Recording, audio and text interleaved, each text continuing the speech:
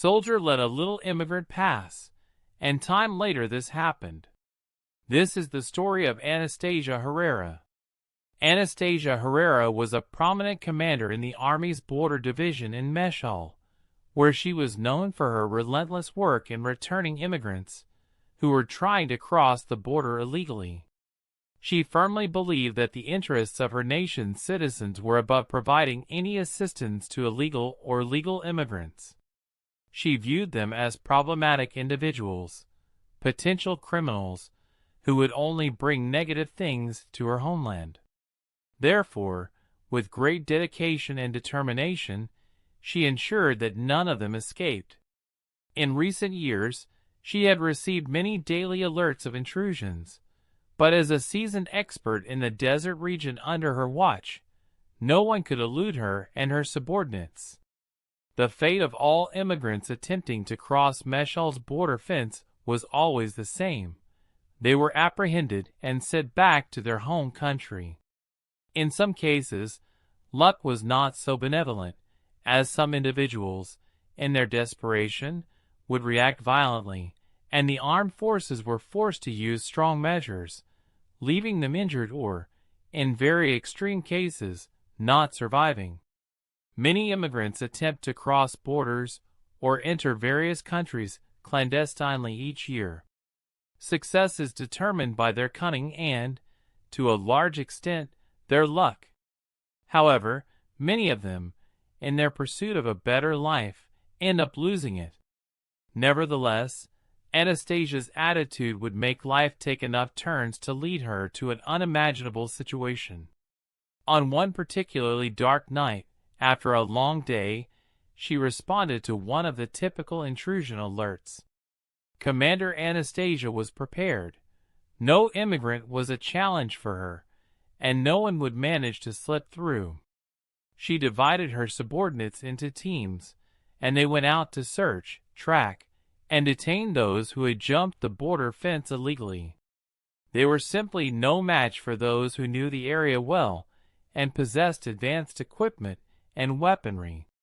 So, after about an hour, almost all intruders had been apprehended, but a few were still missing, likely just a few more, and they would continue on their way. Ready to conclude the mission immediately, Commander Herrera stopped for a few minutes in the same place because she had heard something that seemed like a clue to catch the remaining individuals.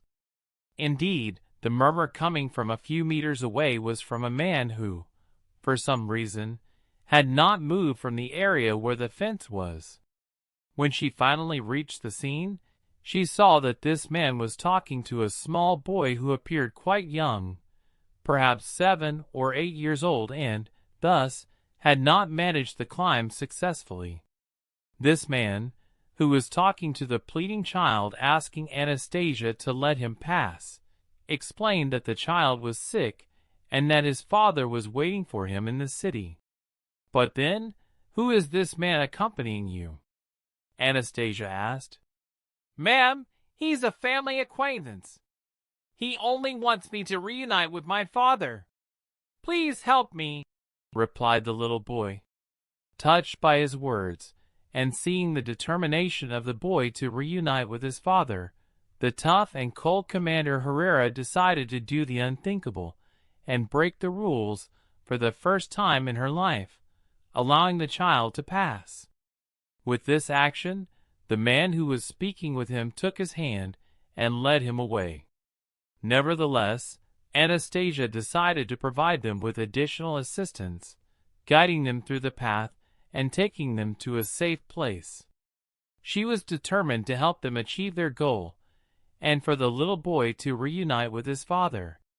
When it became known that Anastasia had allowed the illegal entry of a child into her country, she was given a dishonorable discharge, and not only that, she was brought to trial and almost sent to jail, saved only by her impeccable track record.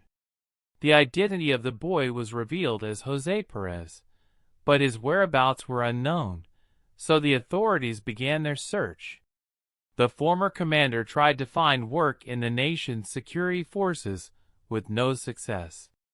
Consequently, She attempted to find employment as a private security guard, but she had no success at all, as her actions had been seen as dishonorable, and as those of someone who had betrayed her homeland. Given the circumstances, she also attempted to work in simpler jobs, even resorting to sweeping streets, cleaning houses, or anything that would help her survive economically. She was starting to experience the precarious situation of many immigrants who seek to cross the border due to lack of opportunities in their own country. Rejected in such a manner, the former Commander Herrera, whose name once struck fear in some people just by being mentioned, was now reduced to a pauper, someone who roamed the streets seeking compassion from people. She had nothing left. She had even lost her roof. She had to fend for herself to avoid dying of malnutrition, and the winters were very harsh for her.